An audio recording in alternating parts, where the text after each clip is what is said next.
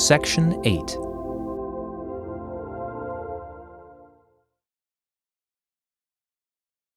Miami artist Donna Ruff cuts intricately designed patterns into the iconic front pages of the New York Times.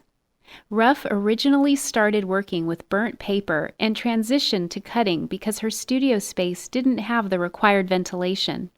After seeing front-page images of the Deepwater Horizon oil rig explosion in 2010, she began to explore newspaper for her cut patterns. Ruff says she continues to be struck by the photos that run above the fold in the New York Times. They are beautifully executed and full of human drama.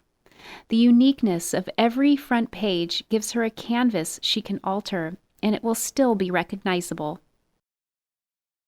Irene Ping was a renowned Bay Area artist and professor at the San Francisco Art Institute. Her body of work spans many different media and was a remarkable display of artistic excellence and expression. Ping worked with cut paper from 1994 until her death in 2004. She explored themes related to the body, ethereal conditions, and the inner and outer world. Column to Hive was created after the passing of Ping's mother. The winding text consists of important dates, names, and places told to Irene by her mother on her deathbed.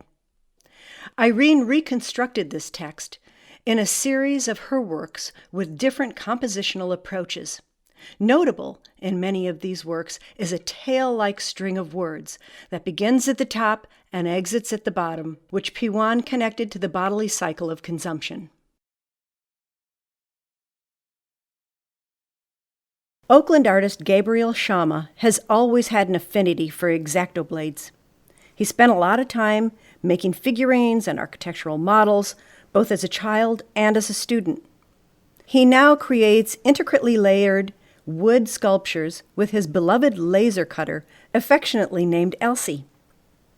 Shama's process starts with an Adobe Illustrator, which generates PDF files that his laser cutter can read. Shama typically cuts into 1/8-inch plywood and glues the pieces together to materialize the design. San Francisco artist Carmen Garza has been creating art since she was a child. She decided at age 13 that she would become a visual artist and pursue every opportunity to advance her knowledge. The Chicano movement for self-determination during the late 1960s inspired her dedication to depicting the lives of Mexican Americans based on her own memories and experiences in South Texas. She saw the need to create images that would elicit recognition and appreciation among Mexican Americans, while at the same time educate others who are unfamiliar with her culture. The process of creating these images has been a salve for the wounds of discrimination and racism in the public schools of her youth. San Francisco artist Adam Feibelman's paper assemblages are a meditation on the security of home in a city where the concept of home is very insecure. His piece, Security, explores our relationship to a city and how we become a part of its constant flux.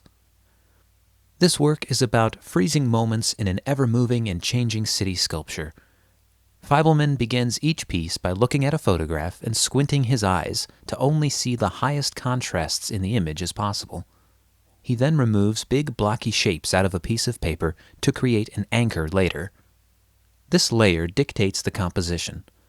Then he builds layer by layer, tonally removing smaller and smaller shapes to refine the big blocky shapes. This is a process Feibelman has been developing for 16 years, and he continues to refine, learn, and grow with it. Oakland artist Amy Oats is fascinated by the way individuals interact in negotiations between public and personal space. Oats finds that our cities are formed, altered, and sustained by anonymous persons, fleeting moments, rubbed shoulders, blocked views, stuffy spaces, converging paths, diverging destinations, what is given and what is taken. Her work explores the crowd as a singular unit and represents moments in time where individuals come together to create something new, abstract, and larger than themselves. As you would imagine, Oats spends a lot of time in crowds. She is a keen observer of the way people interact and use space. She sketches and takes photographs for source material and is always looking for individuals with interesting movements or shapes. After drawing, she cuts out the negative space with an X-Acto knife.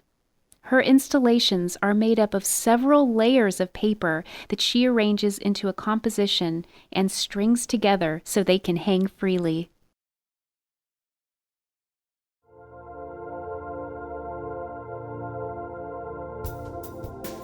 Cut Up, Cut Out, on exhibit June 26th through August 23rd. Visit MaslinMuseum.org for more information.